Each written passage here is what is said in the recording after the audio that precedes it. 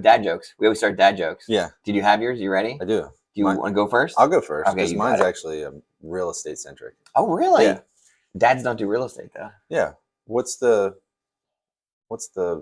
easiest building to lift? Oh, I don't know. A lighthouse. Lighthouse. That's good. I got him. He's been got. All right. So when I was younger, I'd go get groceries, right? And there's this one cashier every single time. But this one time, I go in there and I ordered like this most random stuff. I had 2 apples, 3 cans of green beans, a turkey, some ground beef, and a thing of milk, and 2 things of eggs. And she looked at me and she was like, "You must be single." I'm like, how in the world? You just looked at that stuff and you figured out single? She's like, no, you're just really ugly. I don't know. That doesn't constitute dad joke. That's just a good joke. That's a good joke right there. Like there we go. True story, right? True story. There you go.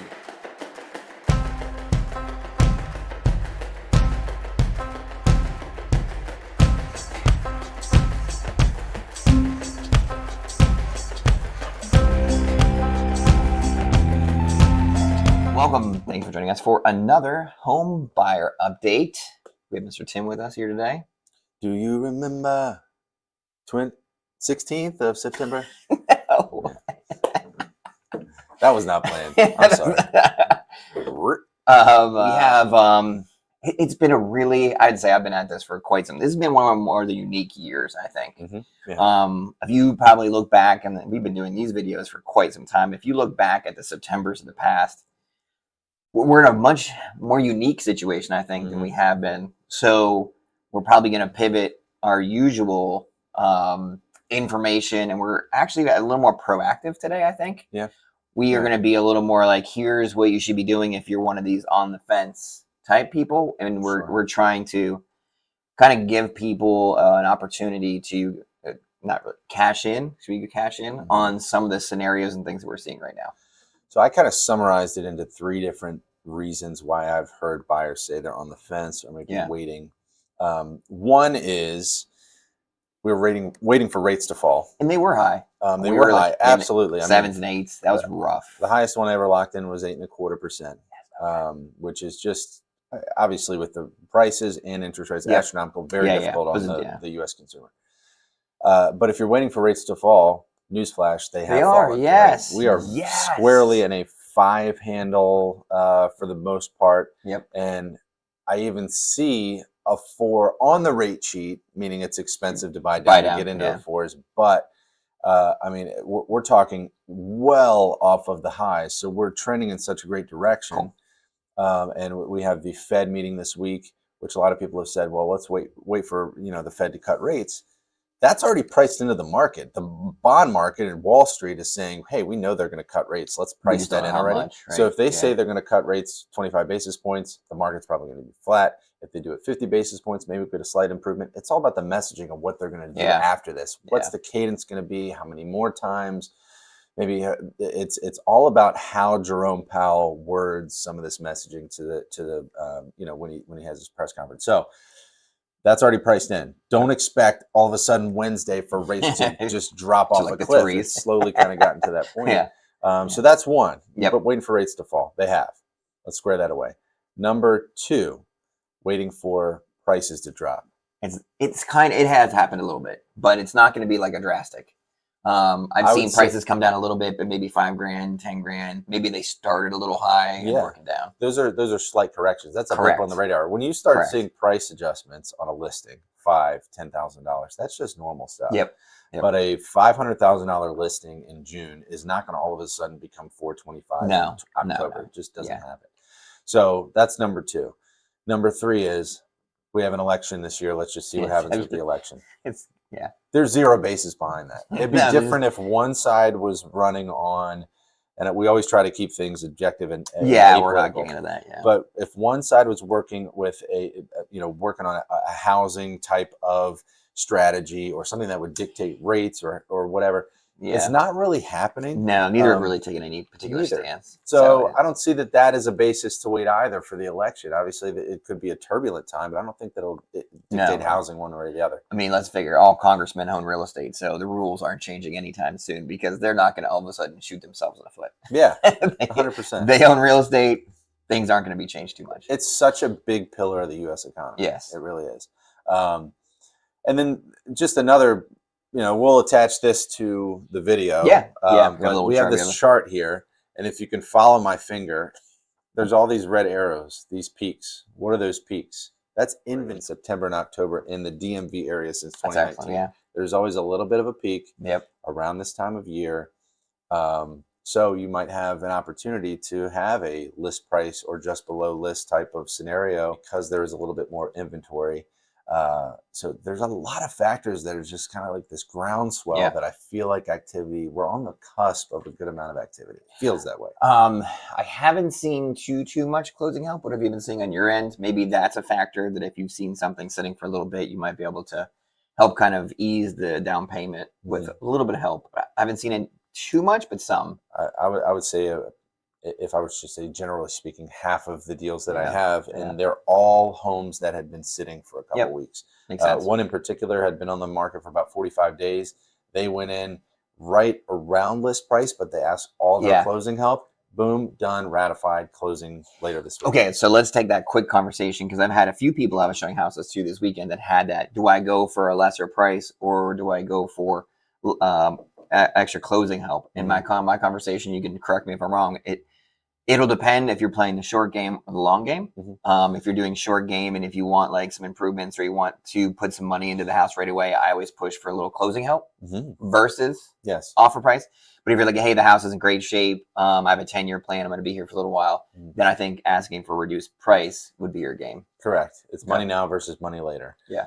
If cash at settlement is something that you're really stretching yourself thin, or again, very, very great point. And I ask my clients this all the time. What are your plans for this house? Do you know that you're going to have to invest thousands of dollars in some immediate upgrades to this property as soon as you move in?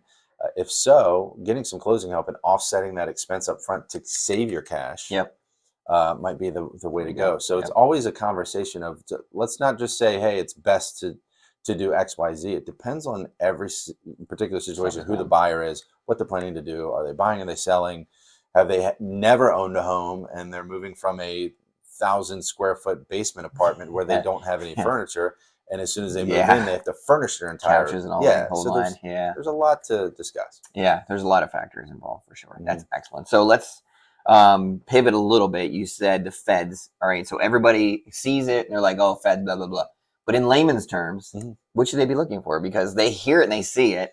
The news probably gives them all kinds of information. Like what types of things, what are the key terms of some of the things we should be looking for? What we really want to happen, at least from our industry's perspective, is for the Fed to map out several rate cuts. Okay. I'm not sure that they will. I'm not sure they're going to commit to dates, but if they can at least allude to it, and how aggressive they're going to be. Okay. Because for the last few years, it's been, at first it was inflation is transitory. That wasn't true. It was we're data dependent. It was we need to see sustainable growth towards a 2% inflation target. All of that has settled down. And I think that things are at a point where the Fed can probably cut. We're behind the 8 ball. The rest of the world already started cutting. We are behind as we were behind when we started to cut, started to hike, I'm sorry. So we need to hear them kind of map out the next several months. Okay. And then the market will go, okay, we have an idea of what the next 6 months are going to look like. And I think that there's going to be some improvement. What we've already seen is the inversion of the 2 and 10-year yield. We were looking at that for a while, where a lot of times the longer you have your money tied up, the better yield you have. It's been a while where a 2-year yield was greater than a 10-year yield. That's called the yield curve inversion, right? That has now corrected itself. And then a lot of our data recently, jobs reports, inflation reports, are coming in very benign. Yeah. So we truly are in a good place. We've been waiting for this for 24 months. It's been 2 years of high interest rates, pain on the economy, and we just feel as though it's been alleviated. Okay. So when we're watching and we're catching up on the feds and we just read an article or whatever, we're looking for low inflation rates and we're looking for sustainable job rates. Yeah. That's kind of what we're looking for. Inflation is not going to be at 0% or a negative number. It can't Things are going to inflate. But it's that 2% target they've always had, which is a number they just threw out there years ago. I think it was Janet Yellen that threw it out there, and they just used it as gospel. But if we go from just these hot inflation readings, and now it's tapering off. Yeah, that's a good sign. Okay. All right. So we covered a lot of the big covers, like the feds, the rates, down payments, all those things. Is there something that some of our fence sitting customers should hear as well, or have we covered pretty much basics? I think that it's important to know that we are, as a company, First Home at least, we are continuing to try to find new products to throw out to the market. Recently we opened this fixed rate second program. I've gotten a lot of conversations with people that just need $50,000 to consolidate debt. Somebody wants to do, put on new siding, renovate a kitchen. I had a guy that reached out to me and goes, "Hey, I found some land. I don't want to build on it for a few years. But in like 5 years, I'd like to build a business on this land." Wow. And he's going to do a fixed rate second and pay $150,000 in cash on the land. There's so many different options now, and we're continuing to try to find new options. I think there are a few other products that we're excited to release. So we're at this point where the market's starting to change, but we're also throwing a lot of new products into the mix, which is really exciting. That is good for people, especially if they have a home. But the next transition, making contingent offers, is still difficult.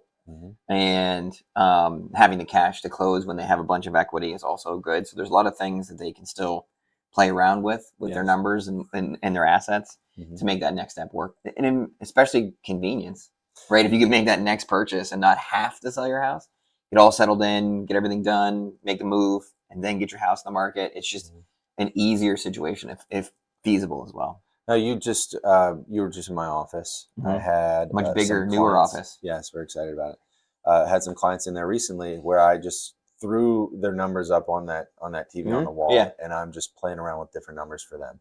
And this particular couple loved coming in and seeing that and seeing it in the flesh and saying, "There's plenty of mortgage calculators out there. We think we can do X." They're tough, but to actually see it's really important. So I've said this on so many videos that we've done, but I have to say it again. I don't care what happens with technology and AI and virtual meetings and stuff. There's nothing that replaces coming to the office and sitting down and going over it together. So continue to seek that out. I'm happy to do it. Yep. And we can run numbers. I can send you listings. I can send you rentals, like all the stuff. And they were not first-time home buyers. They've owned a house before. So they went through it. But you only go through it like every 5 years. Yeah. 7 the assumption years, 10 is years, we only have to do that with first-time home buyers or people that are going through it the first time. They're actually selling a house, going to move into temporary housing, and then deploy their funds on a new purchase. And they said, "You know what? Let's just talk about it because we have $120,000 in equity to play with. What do we do with it?" Exactly. There's a lot of scenarios too. So if you're in that position, you're in a great position. Just come in and talk to Tim about your options because there's a lot of different things you could do with it. You just got to see what fits best for you. So as rates come down, inventory picks up a little bit, like all these factors come together. So if you're still just sitting on the fence and I need to know what I should do next, we can run scenarios past you. So, and that's, I think, our message for today. 100%. Because I don't think we've had this much fence sitters ever in the past of people that were just like, I want to do it. I'm just not quite there yet. And the reasons have been interesting. So hopefully we covered some of the topics that have kind of stopped you from making that next purchase. And we'll give you the resources you need. I always understood the pessimism throughout the dark times of this market. We always said that there are opportunities still. Real estate is about buying and holding. But I would like to just say on this video, this is the most optimism I've had in a while of things that we're on the cusp of really, really good things. Rate has a lot to do with it. It does. I mean, I get that question at Thanksgiving. What are rates doing? It's what I do for a living, and we get that question all the time. And rates are improving to the point where we are so well off of the height, and we're seeing low, interest rates that we haven't seen in a long time. Which is great. Yep. So there you go. So for more information, feel free to reach out to us. We're easy to get a hold of. We're on all the social media channels and websites and everything. We're out and about all over the place. So absolutely easy to find us. And then we do local business events every month. So you want us to come see us in person, just follow us. We do something for the local community. We have a charity event coming up here this weekend as well. So we're always out here. So I love it. Thanks for your time again, sir. Thanks, Billy. Appreciate Absolutely. it. See you next month. Yeah, and A spooky one next month. Yeah, so that way when I go to the grocery store and I'm ugly, that's my costume. I was actually his cashier. That was me. All right, we'll see you next month. See you, buddy.